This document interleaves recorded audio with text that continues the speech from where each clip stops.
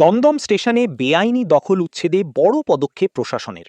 সরকারি জমি ও স্টেশন চত্বরের বিভিন্ন অংশে দীর্ঘদিনের বেআইনি দখলদারি সরাতে অভিযান চালানো হয়। প্রশাসনের দাবি, এর ফলে স্টেশন চত্বর আরও সুশৃঙ্খল ও যাত্রীবান্ধব হবে।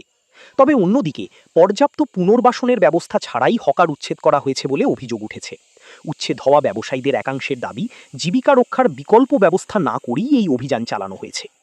উচ্ছেদ অভিযানকে কেন্দ্র করে এলাকায় চাঞ্চল্য ছড়ালেও আইন শৃঙ্খলা পরিস্থিতি স্বাভাবিক রয়েছে বলে জানা গিয়েছে।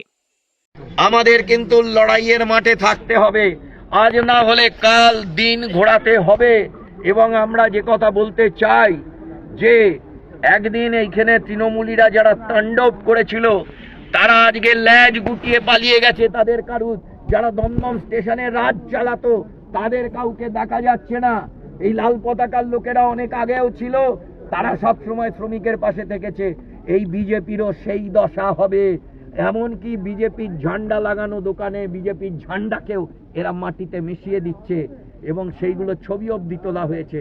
আমরা শুধু বলছি যে এই কষ্টের মধ্যেও বিকল্প রোজগারের কথা ভাবতে হবে, অন্যান্য কিভাবে কি করতে পারি দেখতে হবে।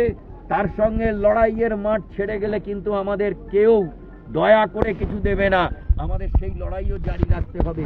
একসঙ্গে কথাবার্তা চলবে, লড়াইও চলবে। আমাদের মাননীয় প্রাক্তন সাংসদ তড়িৎ তোপদার বলেছেন যে আজকে দিল্লিতে যিনি রেলের মন্ত্রী আছেন বলছেন যে আমাদের কটা দিন সময় দিন, 2-3টে দিন সময় দিন। কাল রোববার, আজকে রাত্রি 11:30 বাজে আমি রেলমন্ত্রীর সঙ্গেও কথা বলবো।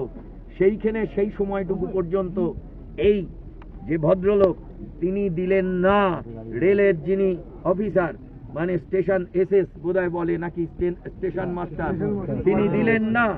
তড়িৎ তোপদার ইতিমধ্যেই আমাদেরও কথা দিয়ে গেছেন যে এই শ্রমজীবী মানুষের স্বার্থে এমনকি তিনি রেলমন্ত্রীর অ্যাপয়েন্টমেন্ট করেও রেলমন্ত্রীর সঙ্গে কথা বলার ব্যবস্থা করবেন।